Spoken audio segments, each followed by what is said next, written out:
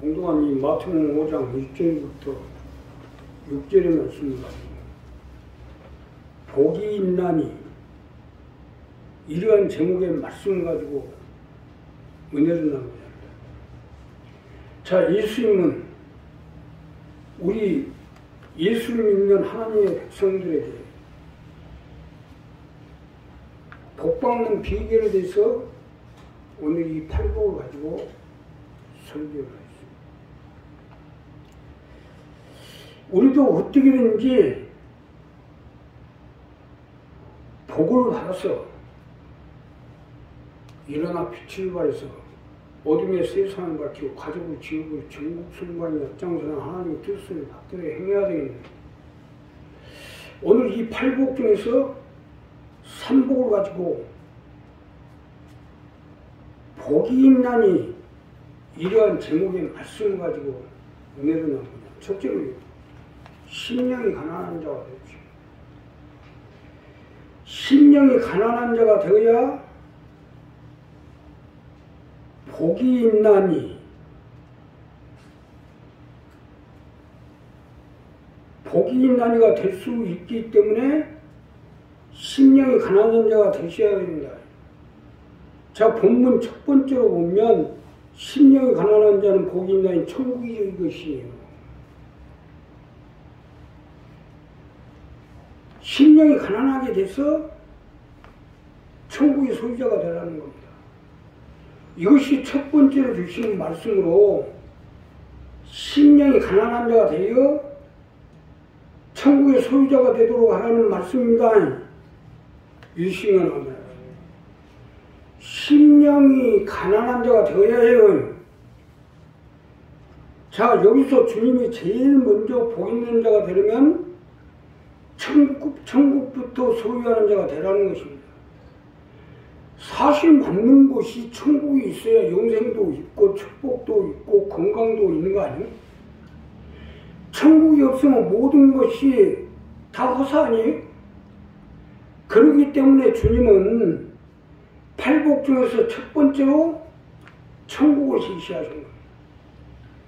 심령이 가난한 자는 복이 있나니 천국이 저희 것이며 하는 말씀은 이 말씀입니다. 쉽게 설명드리면 세상과 연결된 모든 것은 우리 생각, 우리 마음, 우리의 삶 속에서 지우라는 거예요. 세상 나라, 세상 권력, 세상 재물, 세상 사람, 세상에 있는 모든 것을 우리 속에다 두지 말고 오직 우리 마음의 생각, 우리 삶에 하나님 나라만 두라는 겁니다. 사실 세상 모든 것은 지우고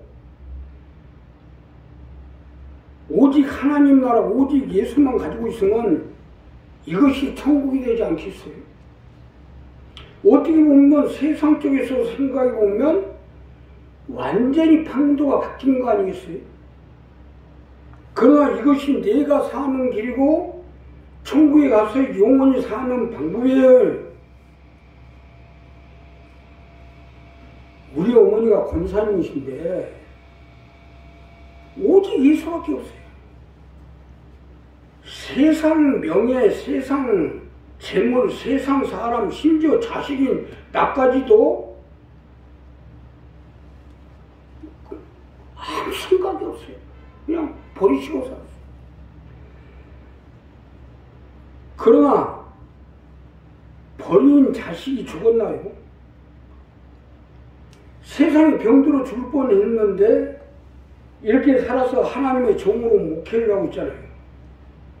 만약 우리 어머니가 나를 마음에 품고 있었다면 아마 지금 나는 세상에 빠져서 허우적거리다가 죽었을 거예요.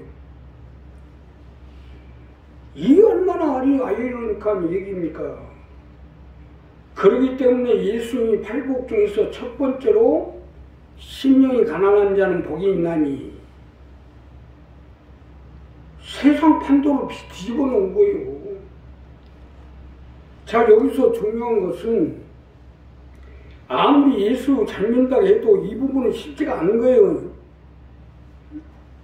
인간의 예수 잘 믿는다 해도 인간의 어리석음이 여기에 있어요.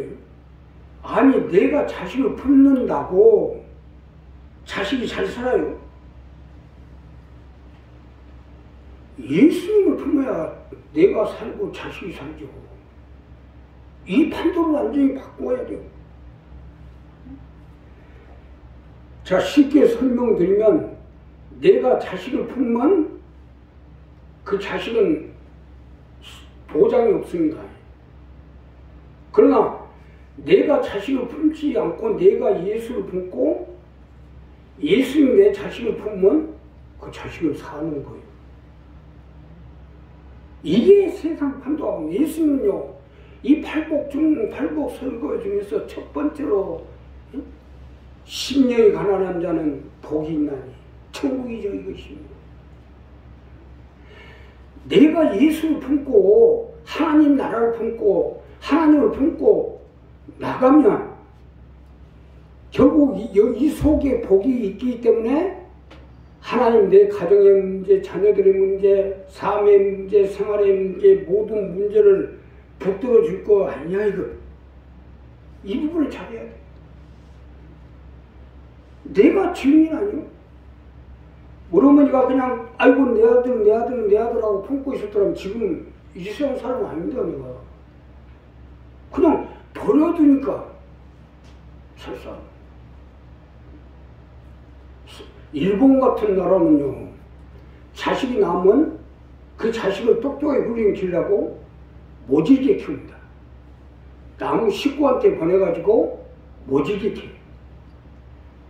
예, 그래야 이 세상 가운데 살아납니까?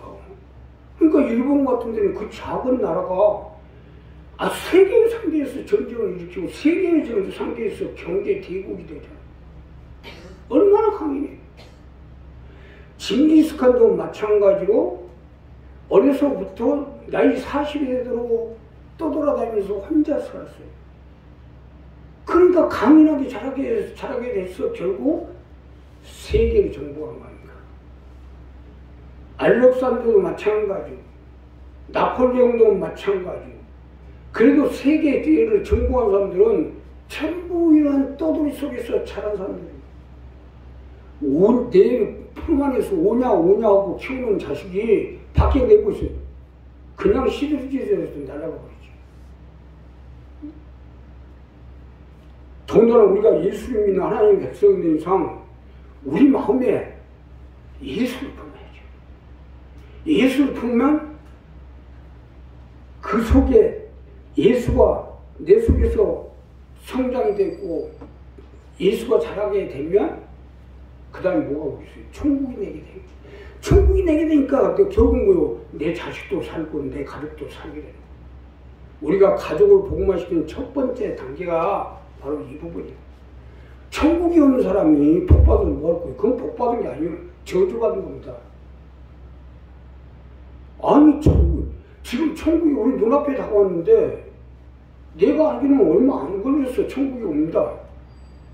근데 천국에 대해서 관심도 없는 사람들이 많아요. 예수님 사람들이.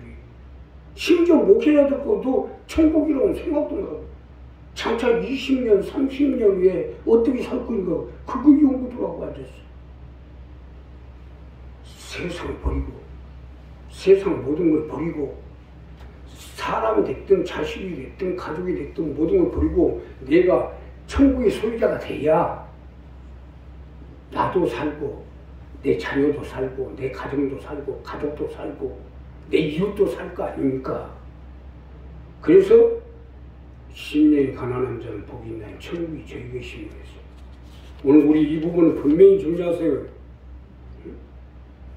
내 부모가 돈은 많은데 천국이 없으면 그 자식이 불행한 자식이요, 아니면 행복한 자식이요, 불행한 자식 아니요.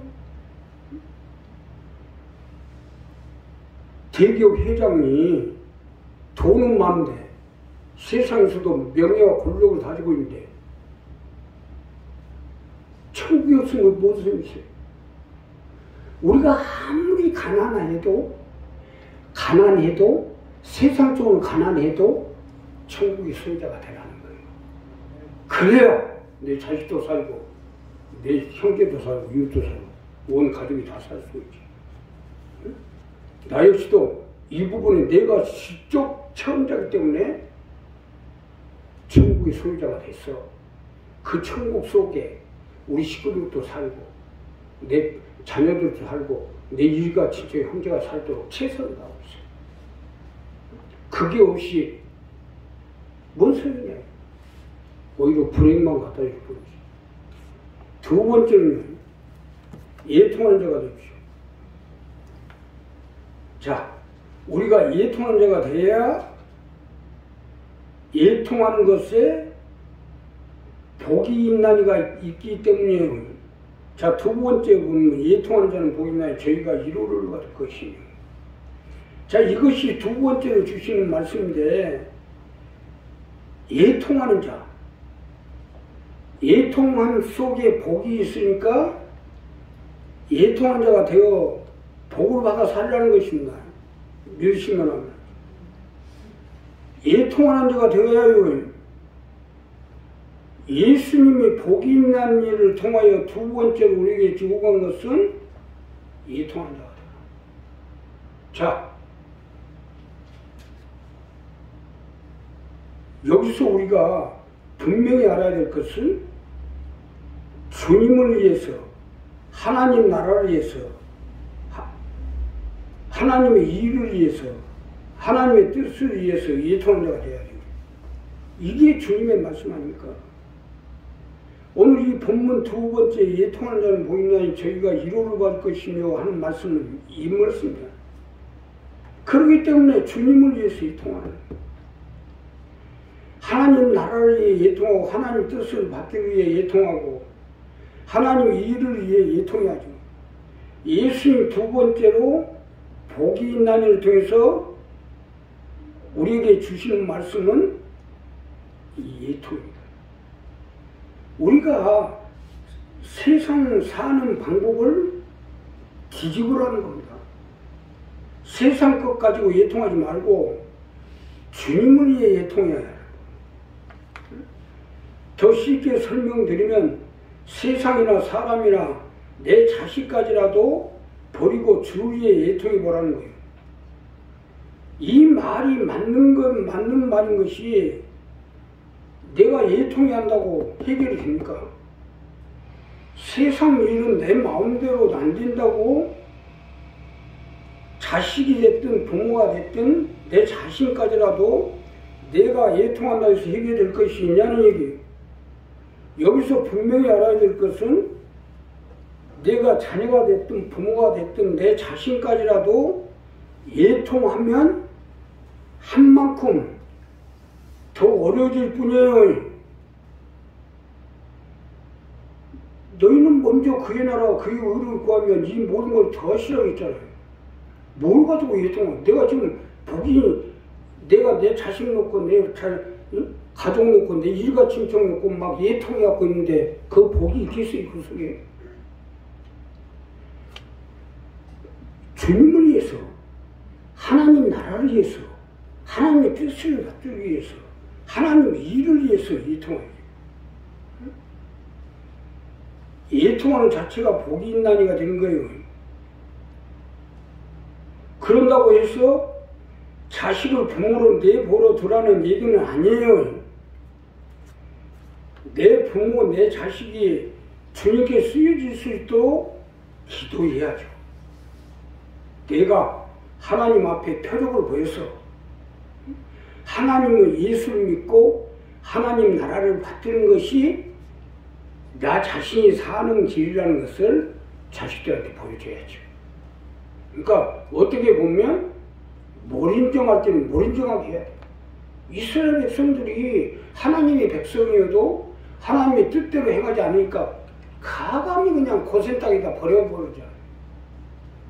고센 땅에서 얼마나 노예생활 하면서 고생했어요. 다시 가나안으로 데려가자는데 말을 안 들으니까 그냥 40년 동안에 헤매게 했잖아요.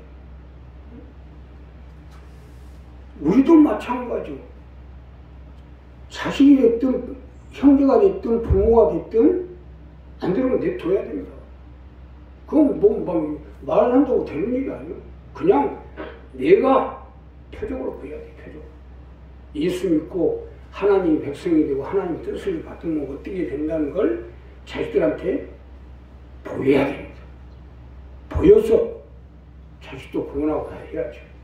우리 교회가 지금 30년 동안 가족을 지우고 전국 승방이 앞장서자는 궁극적인 목적이 이거 아니에요? 뒤에 일을 하겠다는 사람들이 이게 거듭나는 거예요. 패턴을 바꿔야지. 거듭나면 이거 아니겠어요? 나는 거듭나지 아니하면서 얘 안 되냐, 얘 어렵냐만 하고 있으면 되겠어요? 내가 거듭나야 복이 있나니가 나오죠. 유관순 누나를 생각해보세요. 옥속에 갇혔어도 만세 걸으며 푸른 하늘 걸으며 숨이 졌대요. 그렇게 했으니까 지금 우리나라가 해방이 돼서 이렇게 잘 살고 있는 거 아니에요? 우리도 마찬가지예요. 주를 위해서 예통하고 하나님 나라를 예통하고 하나님의 일을 위해서 예통하고 그런 예통함이 있을 때 위로를 받을 것이요. 그건 뭐요? 표적으로 같이 해주겠다는 겁니다. 그러니까 미치려면 설미치면 안 돼요. 완전히 미쳐버려야 돼요. 그래서 정말로 주님 앞에 미쳐가지고 나가면 주님이 표적으로 같이 해주십니다. 덜 미친데 역사해주면 교회 나가버려요. 교회 나가보더라고요. 이거 정말 우리 교회를 통해서 하나님 역사했다는 걸 완전히 마음속에 간직하도록 만들어야 안다고 받들지. 그러니까 받으니까 애매모호하게 받으니까 나가버리더라고. 자, 세 번째로 의에 줄이고 목마른 자가 되십시오. 이것이 네 번째 복 있는 자인데 의에 줄이고 목마른 자가 되라는 겁니다. 이것이 마지막 말씀으로 의에 줄이고 목마름을 가질 때 배부르게 될 거라는 거 아닙니까? 의에 줄이고 목마름을 가지라고 한 것은 하늘 것으로 체험을 입고 배부르게 되는 방법을 우리 가운데 가르쳐 주시면 안 되겠어요? 의는 뭡니까? 어떻게든지 우리 교회를 살려서 어두워가는 세상을 밝히고 가족을 지우고 전국을 복음화해서 세상에 빠져있는 영혼들을 구하자 하는 게 궁극적인 하나님의 목적이요. 또한 우리가 해야 할 마땅한 의무 아닙니까? 이것에 줄이고 목마른 자가 되라는 거예요. 우리가 배부르게 하나님 채워줄 테니까. 자, 이것이 팔복 중 제4복음입니다. 3복음, 5복음, 6복음, 7복음, 8복음은 그 다음에 일어나는 일이니까 오늘 마지막으로 4복음을 하는 거예요. 여기서 중요한 것은 의에 줄이고 목마른 자가 되라는 거예요. 자기 살겠다고 목마른 자가 되면 안 돼요. 이랬다고는 체험은 고사하고 있는 것마저 다 빼앗겨버려요. 아니 천국과 파멸과 지옥에 갈 사람 건져주고 살려줬으면 당연히 이제는 주님을 위해서 의에 줄이고 목마른 자가 되어야 되는 거 아니에요? 사실 이것을 위해서 우리를 건져주시고 살려주신 거 아닙니까? 나 역시는 마찬가지예요.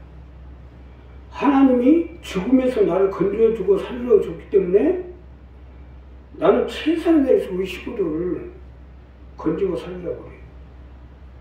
우리 식구를 건지고 살리고 나면 나는 교회에서 수도갑니다. 조용히 좀 가서 쉬려고 그래요. 여기 우리 식구들만 살려면 나는 끝나요. 그럼 내 할 일이 다 한 거 아니에요? 우리도 마찬가지요. 아니 어떻게든 우리 교회 식구들을 살려서 내 자녀들과 가족들을 살리고자 하는데 배치장도 맞들고 손바닥도 같이 쳐야 소리가 난 거 아니에요? 여기서 나는 어떻게 살려보려고 몸부림치게 가지고 손가락 같이 치면 고사하고 게임 가르치고 다녀서 되겠어요.